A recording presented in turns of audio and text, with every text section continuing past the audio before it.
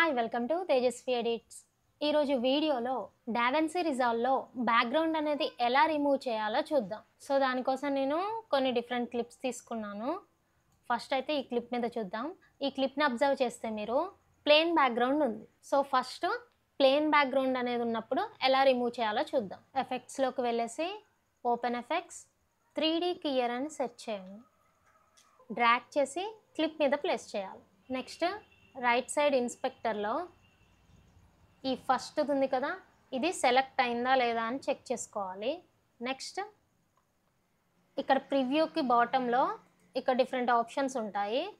So ఇందులో open effects ఓవర్లే అనేది select అయిందా లేదా అని చెక్ చేసుకోవాలి. నెక్స్ట్ జస్ట్ మౌస్ పాయింటర్తో ఈ ప్లెయిన్ బ్యాక్గ్రౌండ్ని డ్రా చేసినట్టు లైన్ గీస్తే సరిపోతుంది.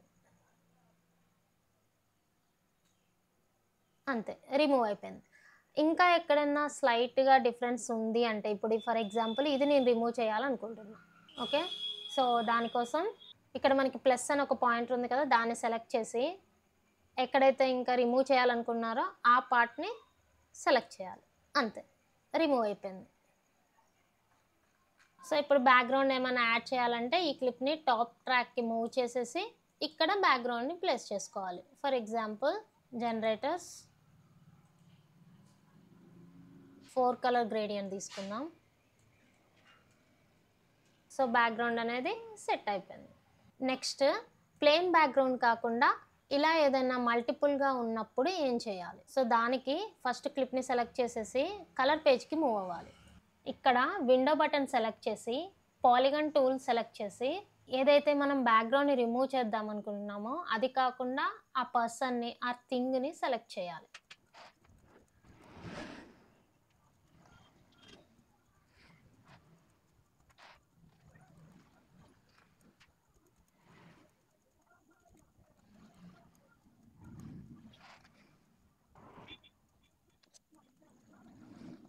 సో పర్సన్ అయితే సెలెక్ట్ చేసాం. నెక్స్ట్ ఇక్కడ నోడ్ ఎడిటర్ ఉంది కదా, సో ఇక్కడ రైట్ క్లిక్ ఇచ్చేసి యాడ్ ఆల్ఫా అవుట్పుట్ అనాలి. ఇక్కడ ఈ బ్లూ కలర్ అనేది క్రియేట్ అయింది. సో దీనికి లింక్ చేయాలి. అంతే. ఇక్కడ మన సెలెక్షన్ కనపడద్దు అంటే ఇక్కడ యారో మార్క్ ఉంది కదా, అక్కడ క్లిక్ చేసి ఆఫ్ అనాలి. అంతే, సేమ్ ఇందాకట్లాగానే. సో క్లిప్ని టాప్కి మూవ్ చేసి సాలిడ్ కలర్ని తీసుకుంటున్నా ఈసారి. సో క్లిప్కి బ్యాక్గ్రౌండ్లో సెట్ చేశాను. ఓకే, బట్ ఏం చేంజ్ అవ్వలేదు. ఎందుకు అంటే మనకి రైట్ సైడ్ ఇన్స్పెక్టర్లో ఇక్కడ కలర్ బ్లాక్ సెలెక్షన్లో ఉంది, అందుకనే మనకి బ్యాక్గ్రౌండ్ సెట్ అయింది అర్థం కాలేదు. ఫర్ ఎగ్జాంపుల్ వైట్ తీసుకుందాం. ఓకే, సో ఈ విధంగా ప్లెయిన్ బ్యాక్గ్రౌండ్ ఉంటే, డిఫరెంట్ బ్యాక్గ్రౌండ్ ఉంటే బ్యాక్గ్రౌండ్ని రిమూవ్ చేయొచ్చు. ఇది కాకుండా ఒకవేళ వీడియో క్లిప్కి ఎలా, ఇవి ఫొటోస్ కదా, ఒకవేళ వీడియో అయితే ఎలా? సేమ్ క్లిప్ని సెలెక్ట్ చేసి కలర్ పేజ్కి మూవ్ అయ్యి మనం ఇప్పుడు ఈ వెహికల్ అనేది కావాలి మనకి, రిమైనింగ్ బ్యాక్గ్రౌండ్ అంతా రిమూవ్ అయిపోవాలి. సో అందుకని ఏం చేయాలి, ఇందాక పర్సన్ని సెలెక్ట్ చేసాం కదా, ఇప్పుడు ఈ వెహికల్ని సెలెక్ట్ చేయాలి. సో విండోలో పాలిగాన్ టూల్ తీసుకొని ఈ వెహికల్ని సెలెక్ట్ చేయాలి. స్టార్టింగ్ నుంచి కావాలి కాబట్టి స్టార్టింగ్ ప్లే హెడ్ ప్లేస్ చేసుకొని సెలెక్ట్ చేద్దాం.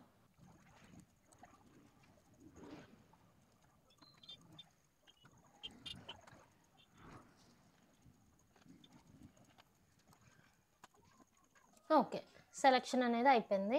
నెక్స్ట్ ఏంటి అంటే ఇక్కడ విండో మెనూ పక్కనే ట్రాకర్ ఉంటుంది. సో ట్రాకర్ని సెలెక్ట్ చేయాలి. ఇక్కడ ట్రాక్ ఫార్వర్డ్ అని ఉంటుంది, సో దాన్ని క్లిక్ చేయాలి.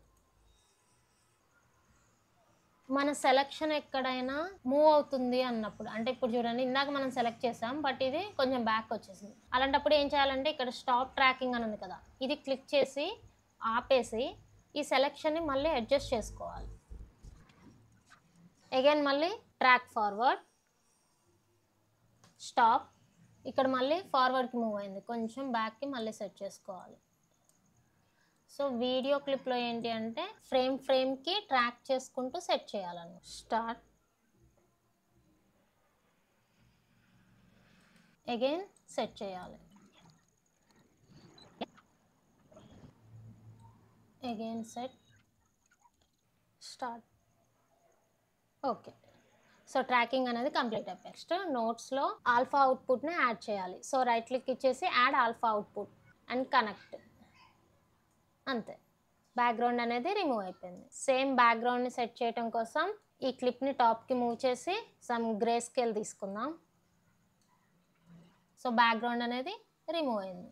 ఈ విధంగా ఫోటోకి కానీ వీడియో క్లిప్ కానీ బ్యాక్గ్రౌండ్ అనేది రిమూవ్ చేయొచ్చు.